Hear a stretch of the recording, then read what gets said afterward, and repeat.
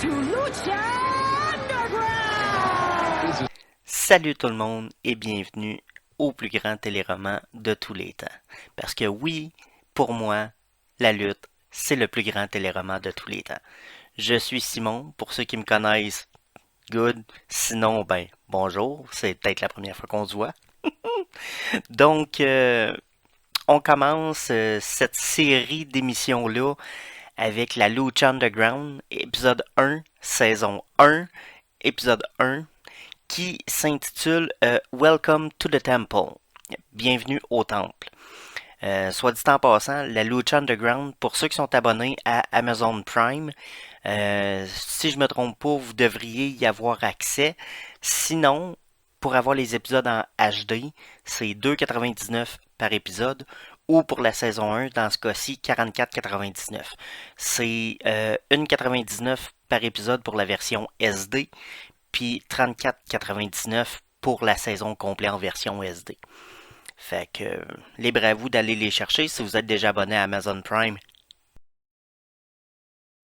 Présentement, c'est comme ça qu'on peut les avoir. La saison 1 a déjà été sur Netflix dans le passé. Il y a eu plein d'autres manières de l'avoir, mais bon.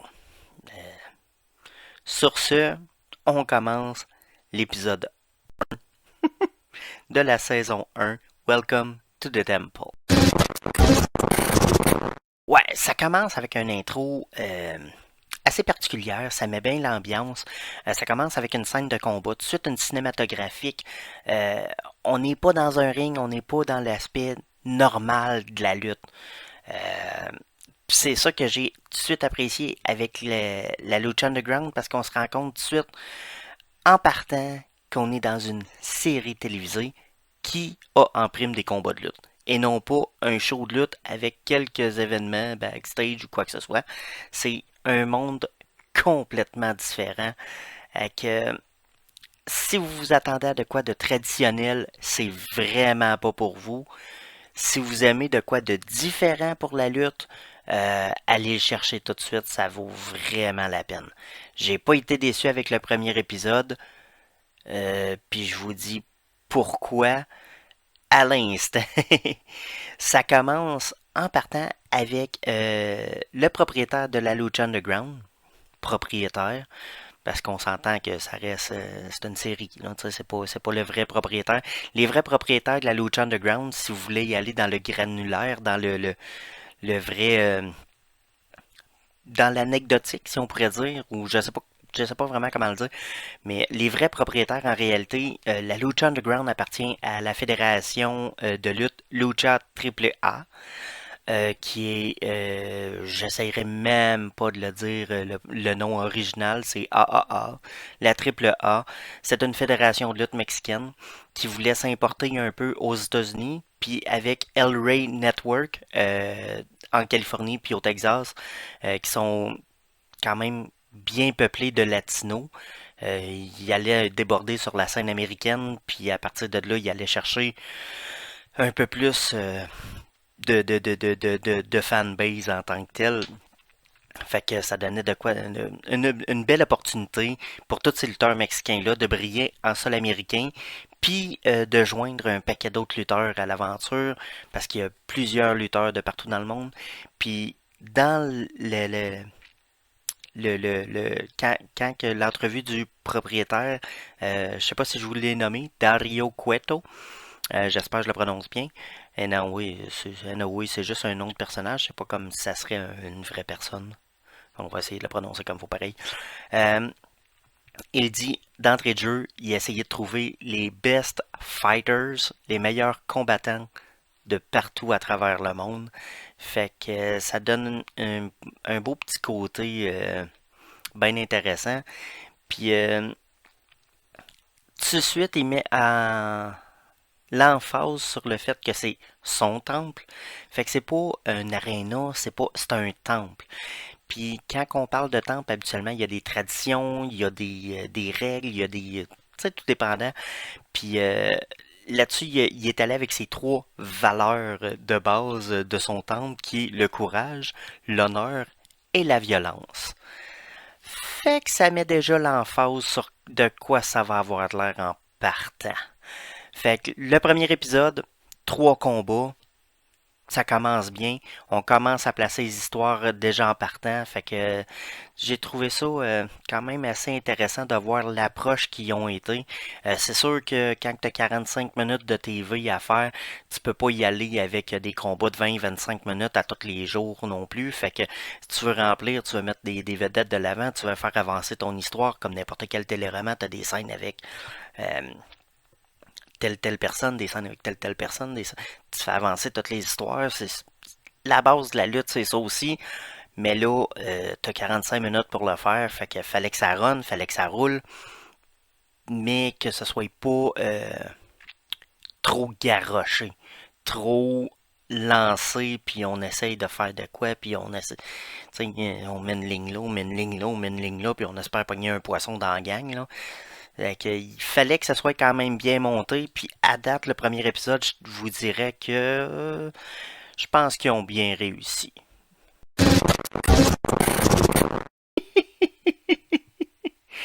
Le premier combat, ça commence avec Blue Demon Jr. contre Chavo Guerrero Jr.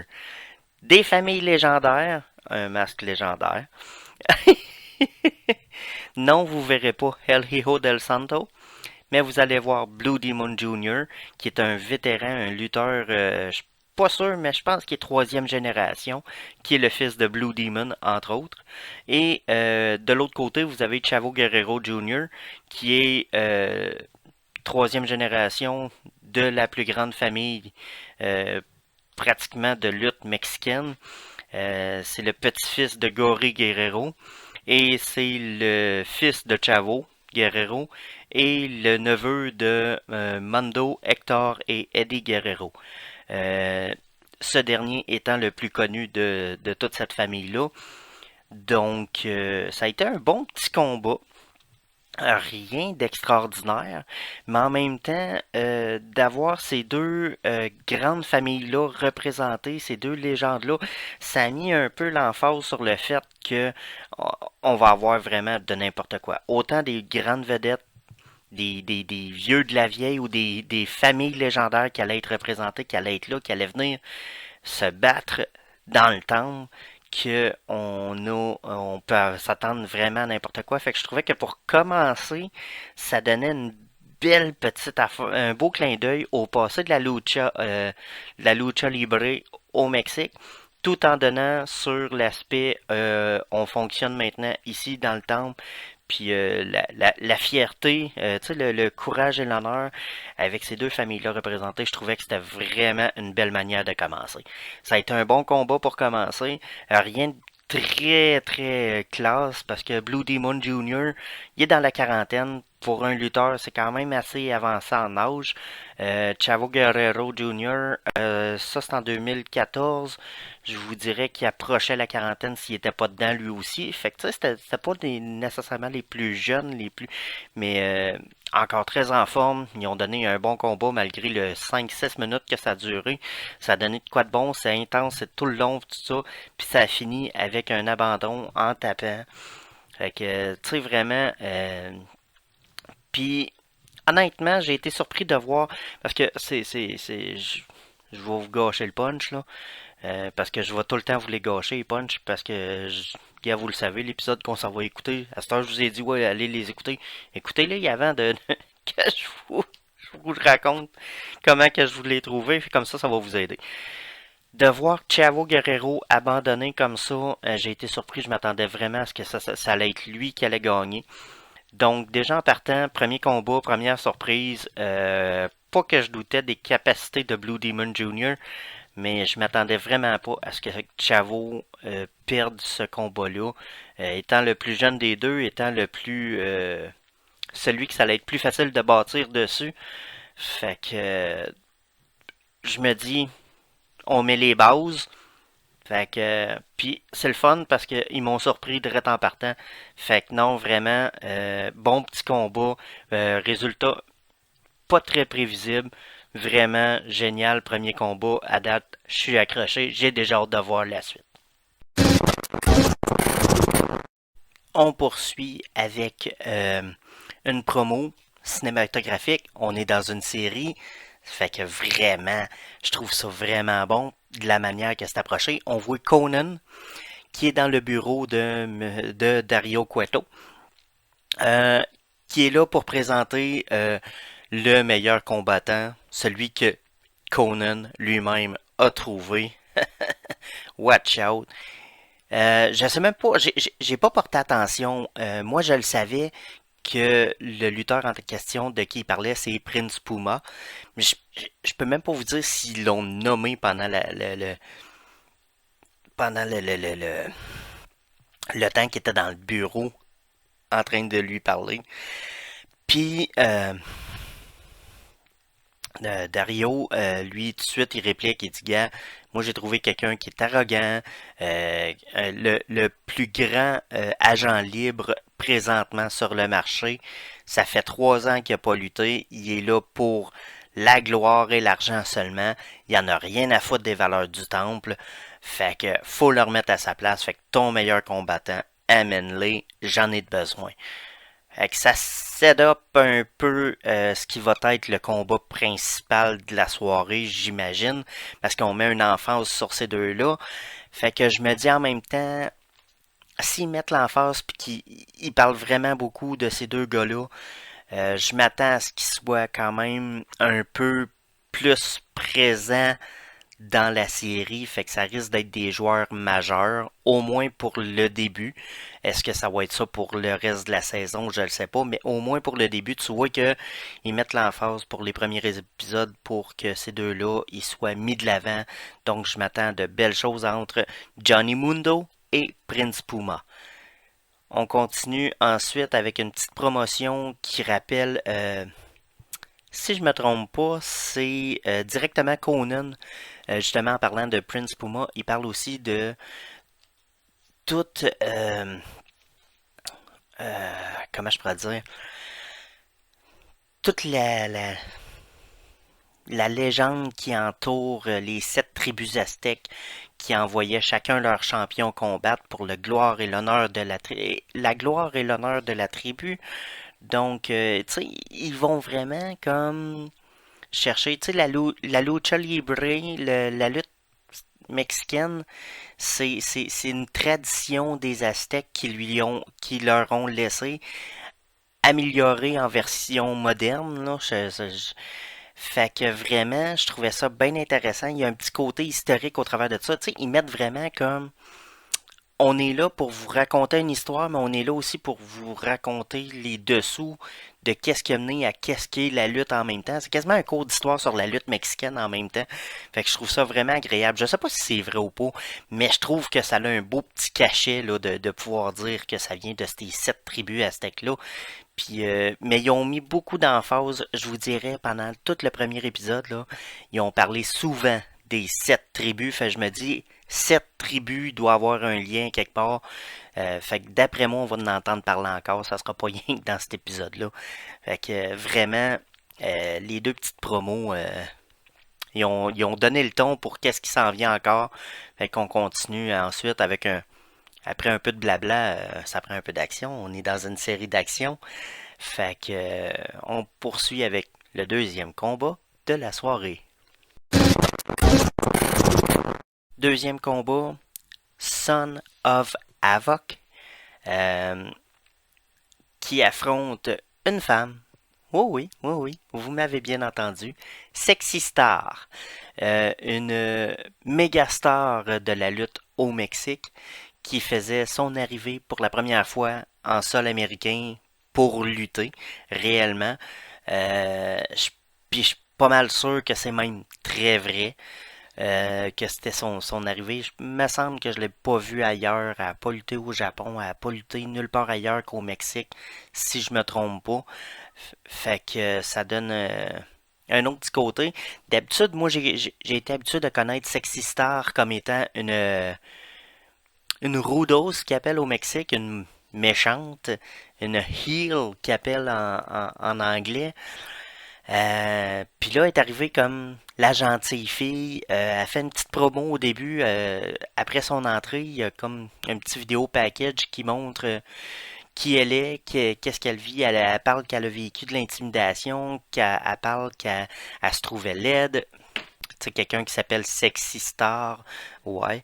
Fait que je trouve ça assez ironique parce qu'elle a été tellement une intimidatrice de première quand elle était dans la triple A à ses débuts de ce que j'ai vu, fait que je trouvais ça vraiment drôle. Mais bon, et tu sais, quand t'arrives dans une nouvelle ligue, t'as un nouveau background, t'as un nouveau. Fait qu'ils ont voulu y aller avec de quoi de complètement différent avec elle. Ils ont voulu rebooter un peu son personnage, si on pourrait dire. Mais ils mettent l'emphase sur son courage à elle. Puis je suis curieux de voir qu'est-ce que ça va donner. Parce que quand que j'ai vu le combat, j'ai pas été déçu parce que le combat était quand même divertissant. Mais j'ai été déçu de voir à quel point que c'était pas la bataille des genres que je me serais attendu. Euh, Déjà que je suis pas un fan d'hommes qui affrontent une femme dans un combat de lutte, puis pas de manière sexiste, mais c'est parce que moi, j'ai toute ma vie, on me tapait sa tête en me disant que un homme ne doit pas frapper une femme, puis de voir dans lutte en 2022, mais à cette époque-là, en 2014, mais ça reste que c'est la même affaire encore aujourd'hui. Il s'en fait souvent de voir des hommes affronter des femmes. Oui, la femme est capable. Ça, je dirais jamais le contraire. La femme est capable de tenir tête à l'homme dans les combats. Ils sont très athlétiques, ils sont très, très, très capables. Mais il y a un petit côté ironique, déplacé, que j'aime pas de voir un homme se battre contre une femme. Fait que je sais pas, c'est peut-être moi qui est trop gentleman, mais bon, ça a commencé justement que quand il parle, tu créerais que c'est une voix enregistrée tellement que sa voix est grave puis qu'elle sonne pas avec le corps qu'il a. Mais bon, ça a l'air c'est sa vraie voix, faisons avec. Euh, il dit en partant qu'il veut pas se battre avec une femme. Correct. Fait qu'il fait la chose la plus macho. Quitte mon ring, laisse-toi compter, puis on va coller ça correct. Ouais, ça c'est pas la plus gentleman des manières de dire que tu veux pas te battre contre. Mais en tout cas, fait que Sexy Star débarque du ring, A5 rembarque, attaque littéralement Son of Havoc dans un combat qui a duré peut-être 2 minutes. Euh, c'est ça que j'ai trouvé décevant, par exemple, malgré le fait que c'était très divertissant, malgré le fait que j'aime pas tant les combats hommes contre femmes. J'ai été étonné de voir que c'était divertissant, j'ai été étonné de voir que ça a été vraiment bon, mais j'ai trouvé aussi que Sexy Star se faisait battre très facilement. Donc, je sais pas à quel point que ce combat-là a réellement construit le personnage de Sexy Star, mais j'aurais tendance à dire que ce sera peut-être pas la dernière fois qu'on va les voir un contre l'autre ou il va y avoir du développement quelque chose parce que je sais pas, c'est bizarre. Mais bon combat, divertissant. Fait que quand même non, mais en sachant qu'est-ce qui s'en vient après. Euh, ouais, Prince Puma contre Johnny Mundo. Euh, je reste accroché pareil, mais avoir été le premier combat, je ne sais pas si j'aurais été aussi accroché que je l'ai été avec Chavo contre Blue Demon. Dernier combat, Johnny Mundo, Prince Puma. Prince Puma, pour ceux qui ne le savent pas, c'est ou pour ceux qui le connaissent aussi, c'est Ricochet en dessous d'un masque. Ce gars-là, c'est un incroyable lutteur. Donc, je suis pas tant surpris de savoir que c'est quelqu'un qui veut le bâtir au moins pour le début de la première saison. Johnny Mundo, partout ce qui passe, il se fait appeler le prince du parcours. Fait que ce gars-là, il est capable de faire n'importe quoi dans un ring. Puis de voir ces deux lutteurs-là commencer ensemble, honnêtement, ça a donné un combat complètement fou pour faire le premier, pour clôturer, si on peut dire ça de même, le premier épisode. Ça a été un combat plein de haute voltige, des sauts par-dessus la troisième corde, ça s'est battu en bas du ring, dans le ring, ça a fait plusieurs manœuvres assez incroyables. Je vous dirais, la foule, ils ont été assez impressionnés, ça a eu beaucoup de chants pour les deux lutteurs, des This is awesome. Il y en a eu. Non, ça a été vraiment un excellent combat. Pour finir ce troisième combat-là du premier épisode, ça donne déjà rien que ce combat-là en lui-même me donne le goût de retourner voir le deuxième épisode. Mais en général, il n'y a pas juste ça. Il y a pas grand-chose à dire sur ce combat-là, à part que c'était juste génial. C'était pas un classique. Parce que pour un bon classique, ça prend beaucoup plus de temps que ce qu'ils ont eu. Ils ont eu à peu près 10-12 minutes, je vous dirais, de combat. C'est un bon combat, mais on parle pas de 5 étoiles parce que t'as pas le temps de placer une histoire vraiment pour que ça vale la peine de faire comme waouh! Mais c'était un excellent combat. Puis ce que j'ai beaucoup aimé, après le combat, les deux hommes se sont serrés la main. Fait qu'il y a eu tout de suite un respect qui était installé entre le protégé de Conan, que lui-même déjà controversé d'avance, et Johnny Mundo, qui est controversé lui-même de son côté en se faisant dire que Dario Cueto a carrément dit qu'il était là seulement pour la gloire et l'argent. Donc ça donne une petite alliance ou un respect entre deux personnalités qui sont complètement totalement opposées. Fait que le meilleur est venu après le combat dans le sens que après ça Dario Cueto est arrivé puis au début de l'émission il annonçait que celui qui allait l'impressionner le plus pendant la soirée allait recevoir 100 000 $. Et qu'après ce combat-là il est sorti avec la mallette pleine du 100 000 $, puis il a dit que vraiment ça avait valu la peine de voir ça. Puis en ouvrant la valise il dit à Johnny Mundo, voici, tu as obtenu ceci. Mais au moment que Johnny Mundo arrive pour prendre la mallette, il referme ça, puis il la tient, il veut rien savoir. Puis là, Johnny, il essaye d'aller chercher la valise, jusqu'à temps qu'il se fasse attaquer par 3 hommes. Et c'est là que ça devient intéressant, parce que les 3 hommes, on les a pas vus pantoute de l'émission, puis il y a un big dude, là, un grand et gros monsieur. Pour ceux qui connaissent la lutte, vous voulez une référence, il s'appelle, dans la WWE, il s'appelait Ezekiel Jackson. C'est un monstre. C'est c'est Monsieur Muscle en personne.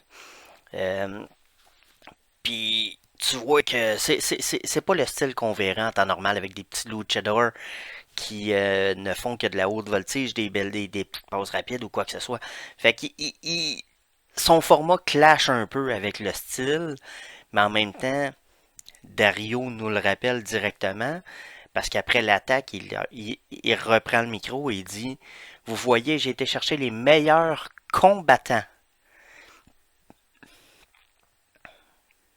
Fait qu'avec les meilleurs combattants, ça veut pas dire juste des luchadors. Ça veut dire n'importe quel combattant. Et il révèle que ces 3 hommes-là travaillent pour lui et il leur remet les 100 000 $. Ah, coup de théâtre! Welcome to Lucha Underground! C'est comme ça que se termine le premier épisode, avec cette phrase. Euh, Honnêtement, j'ai énormément aimé l'expérience du premier épisode. Euh, Ça me donne le goût de continuer. Ils ont vraiment placé le pion, ils ont placé leurs histoires. T'as vraiment 3 combats, 3 possibilités de place où aller. Tu vois vraiment qu'ils veulent travailler leur personnage, euh, ils veulent vraiment qu'on accroche pas juste sur le côté lutte, mais aussi sur le côté histoire qui a aux alentours, puis mettre le paquet, les scènes entre les combats, c'est vraiment qualité, n'importe quelle série télévisée que t'écouterais là. C'est pas on est live puis ça fait l'impression que t'écoutes n'importe quel sport. T'es vraiment complètement ailleurs. Fait que oui, ça vaut la peine. J'ai trouvé que l'aspect du temple me donnait une impression de combat illégal. Fait que ça amène un petit coup, tu sais, c'est underground, hein. Tu sais, le underground, c'est jamais, c'est plus caché, c'est justement, c'est en profondeur, fait que tu sais, t'as l'impression d'être dans un entrepôt qui était loué à quelque part, t'as à peu près 500 personnes là-dedans, that's it, puis c'est vraiment, fait que ça me donnait un côté, combat illégal, fait que j'avais l'impression d'assister à de quoi que je devais peut-être pas voir. Fait qu'en même temps, ça me donnait un autre côté intéressant à tout ça. Puis une autre affaire que j'ai aimé, j'avais l'impression vraiment de regarder euh, non seulement du combat illégal, mais j'avais l'impression d'être dans un comment je pourrais dire? J'avais l'impression de regarder Mortal Kombat, mais sans tout le sang, puis sans toutes les tueries. Tu sais, les personnages meurent pas, il n'y a pas de fatality. En tout cas, pas encore, peut-être plus tard. Mais pour l'instant, il n'y en a pas. Mais j'avais vraiment l'impression que le temple, l'honneur, la gloire, la violence, tu sais, tout ça me donnait l'impression de je suis dans de quoi d'illégal, puis c'est qu'un style Mortal Kombat, là. Fait que je sais pas, à quelque part, il va y avoir un clash, il va se passer de quoi. Mais non, vraiment, là, on va avoir du fun à regarder ça ensemble. Comme je vous dis, écoutez-le avant ou écoutez-le après. Faites ce que vous voulez. Mais honnêtement, si vous êtes fan de lutte, regardez-le, c'est complètement différent si vous n'avez pas peur de ça. Si vous n'êtes pas fan de lutte, l'aspect série télé qu'ils mettent en branle, qui mettent en place, donne un autre aspect à la lutte. La lutte, je vous dirais, vous voyez ça comme des scènes d'action. Dans n'importe quel combat, dans n'importe quel film, dans n'importe quelle série, vous allez avoir des scènes d'action qui vont être complètement étonnante, époustouflante, over the top, ben c'est un peu ça qu'ils veulent faire, mais avec de la lutte au travers, dans le fond. Si vous avez écouté le film The Wrestler, c'est le meilleur des exemples parce que il se passe de quoi autre que juste la lutte là-dedans. Les personnages sont bien montés à date du premier épisode de ce que je peux voir, ça va donner de quoi de bien intéressant.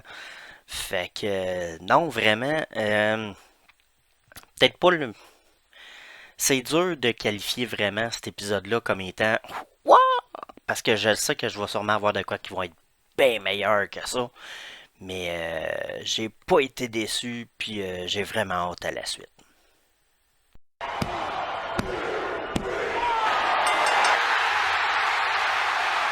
Sur ce, c'est ce qui conclut ce premier épisode de, ben pas de, mais du plus grand téléroman de tous les temps. Dans ce cas-ci, pour l'instant et pour les 126 prochains épisodes, on va peut-être se rendre là, qui sait. 4 saisons, 127 épisodes au total. La Lucha Underground. Fait que cette semaine, c'était l'épisode 1, Welcome to the Temple. Maintenant qu'on a été bien accueillis au temple, allons voir ce qui va nous attendre dans la Lucha Underground pour l'épisode 2 la semaine prochaine. Revenez-nous samedi prochain. On parle de l'épisode 2, la Lucha Underground. Entre-temps, amusez-vous, écoutez de la lutte, commentez, dites-moi ce que vous en pensez. Si vous avez des affaires que vous voulez améliorer, si vous voulez, vos commentaires sont tous acceptés. Si ça peut construire, tant mieux. Si ça peut déconstruire, je sais pas quoi vous dire. Mais j'espère que vous avez apprécié. Moi, j'ai beaucoup de fun de vous parler de toute la lutte que j'aime, puis de partager ça avec vous autres. Fait que j'espère que vous allez continuer à nous suivre pour la Lucha Underground avec le plus grand téléroman de tous les temps et toutes les autres affaires qui s'en viennent dans le futur.